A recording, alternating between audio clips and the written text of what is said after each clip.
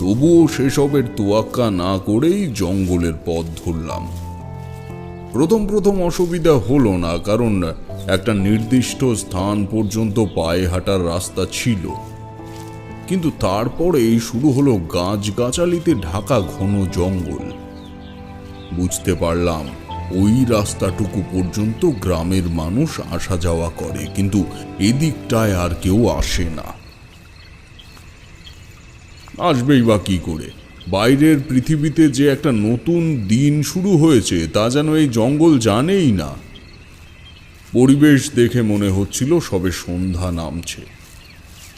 মাঝে একবার মনে হলো আমি কি পূর্ব দিক বরাবর হাঁটছি নাকি রাস্তা ভুল করে ফেললাম।